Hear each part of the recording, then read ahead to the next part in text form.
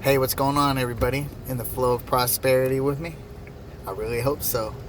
You know what? And if you aren't yet, it'll come with time, okay? But I wanted to go further into the feeling good model that I've been talking about. I'm here with my daughter in the back of the car about to pick up grandma. And I'll just wait a little moment. We'll get her talking and then she'll realize we're here. But, anyways, look, the idea behind this feeling good model is pretty simple. And I even went into it in the audio, how it's mathematical. And the reason I say that is, like, think about it like this. You've got feeling bad, and you choose more of the things that make you feel bad, like getting angry, and it's okay if you become angry. But what I was talking about with that thing, the key to feeling good is switching that focus back to desired. And you want to feel good, right? If you want to feel good one way or the other. That's the only reason you're angry, is because you're not feeling good in some way, or the only reason you're experiencing anxiety, because you're not feeling good. But you take it and you put it back on feeling good thoughts, no matter what it is. If you use the what if statements like we talked about, or if you use the which thought feels better first, if you're feeling even lower than that. And the reason I bring up the bad, the more that you compound veering toward the things that make you feel bad, it's because you're not conscious so much of, like what I just said, when you do the which thought feels better exercises, you realize, oh, I'm doing this to myself. And maybe I've been doing it for a while now, so maybe I'm wrong, and at first you'll have to choose. But you'll make that conscious choice if you want this better life that you've envisioned and so forth. But I bring up the bad, because, see, when you're feeling bad most of the time, good things pop up out of nowhere, right? And that's enjoyable. And what happens is, once you start veering toward feeling good, feeling bad pops up every once in a while. And what happens is, from our old way of thinking, even though we've been feeling good a little bit more of the time, we feed back into the feeling bad, because just like when you were feeling bad and it pop up that you feel good, you'd feed into it. You're like, yes, a good moment. Finally. You know what I mean? But what I want you to do is, as you get good at this, taking it when you're feeling negative emotion and veering toward the feeling good part, I want you to take it and think about those negative emotion moments, or the bad that pops up, that we call bad as humans. When it pops up, I want you to look at it as something to remember to keep you onto direction. And the more you think about that is this. Whatever you believe in, when we were in a state of absolute, when we all were together and doing nothing except being only magnificent light, or whatever, it's just an idea. It's not the physical embodiment of it.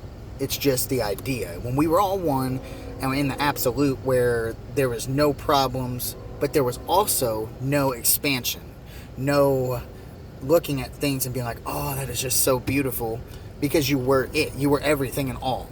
But the contrast between what we call good and bad, or negative and positive emotion, exists for a reason. It keeps us, boom. It's what creates this physical world, is why even if you're feeling bad a lot, good will pop up from now and again. Because it's kind of like, how do I put this? It's like the backup generator in your house, right? You'll experience a little bit of the other emotion, and the reason is because the law of attraction is this is the back end of it working. It's kind of like, like attracts like, right?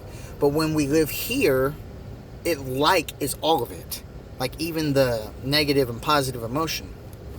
But your place in it is that once you're conscious of it, you get to choose. So I think that sums it up. I'm gonna end it on that note, and hope you're enjoying this.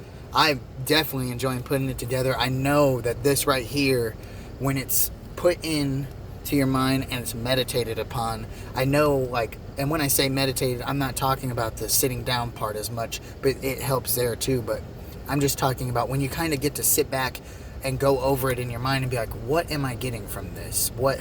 What's different about my life experience now that wasn't before? You know what I mean? And I just wanted to go into that a little bit and really explain like what I meant by the mathematics of the situation. It's simply that. And then, that part is pretty, we live in a world of contrast, and it's for a reason. And I'll tell you this much, we chose that before we came. See, a lot of people don't realize, but when we get into that, we need to seek God, even though what God created us, God's beauty is all around us. You can look for it in any situation and see it from time to time, even if you're really at your lowest. And I think that a lot of people get upset, and when they get upset, it's so easy to say, they did it to me. The government did it. God did it even. In the back of your mind, why would God want me to feel this way? And see, when you separate yourself from the idea of the highest power in the universe, that's what happens. You're telling yourself that you're not a creator, but you are a creator. You're a very powerful creator. You're magnificent. You're wonderful. And I want you to take that away from this. And this video right here, if nothing else, I guarantee, run back over it. Meditate on it. You don't have to get crazy with it. Don't force it. But when you think of it and you're like, yeah, something did pop up that helped me already, let me go back over that. And you'll catch another thing. Because right now, I didn't have to calculate too much, but I told you every little element that has to do with the thing that will take you closer to your desires. And I even went into the last one calling it the vortex or vibrational escrow, right out of the Abraham Hicks books, because I full well believe that. It's literally, you are sitting here, and by using these choices with the bad and the good, like I just said, and understanding that there's contrast, and when something bad does pop up, even when you start to feel good, it's a direction, remember. It's like something to keep you in the state of being able to choose good again. Or vice versa. If you're experiencing a lot of bad emotion, the good, if no matter what your will is for your mind, you can keep choosing what you're choosing.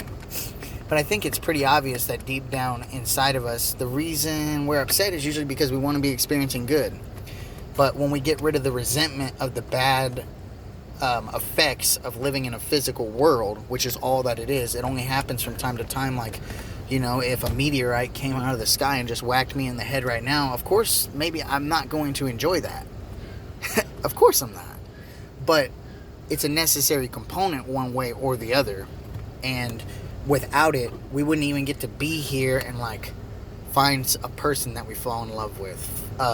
Have a family that exists in correlation with having other families. That's really a big goal for me anyways, is to have a beautiful family that's positive, loving, and we find ways to get along instead of finding ways to fight. And also be in harmony with other families like that and spend time with them as our friends. And I look forward to that sort of thing. It's coming for me. I like it. But yeah, I just wanted to put that. It's so funny in this video. I'm thinking already like YouTube, asking, hey, will you like, comment, share? And I really, I didn't like the idea of doing that a long time ago, but it's just something to remind people in those videos. If you watch my YouTubes, you'll pick up on it. I say it probably at least 2 or 3 times in each video because the numbers go up as you ask people for that. And I want to get as many people on this bandwagon because 2 reasons. First, I know that this is what has improved a life like mine. You know what I mean? And now my life is very beautiful. But also at the same time, and also I love money. I do love money. Yes, I love money. I love rich people. Those are the people I want to spend my time with. But you know what the bonus is about that? If I can take this and make more people who get to live an abundant life, they're going to find a way to get the money too. And then it's going to be beautiful. And you know what? If you don't have a lot of money, it's harder to do things to the people you love. But when you finally do have a lot of money, you can make some changes in the world. One thing I think, my number one thing is when I'm getting rich, as I get rich, show other people how to get rich. So I think that pretty much sums up this video, and you know how I get off on a wild tangent. You've already seen it plenty of times. Here we are. Hey, if you're upset about that, do me a favor. Don't try to contain me, okay? And also, by the way, do yourself the same favor, because you are wonderful just the way that you are. You have something that you add to the world that others don't, and the only reason that you may not is if you deny yourself. if you deny yourself. So, yeah, I love you, man. I really want to see you doing good. I want to see me doing good. I want to see you doing good. Any of you that have the really strong desire to work with me one day, I envision working with certain people, and I'd love to have you at your high vibration. You and me working together, finding ways to make this world beautiful for more and more people each day, and becoming massively wealthy too.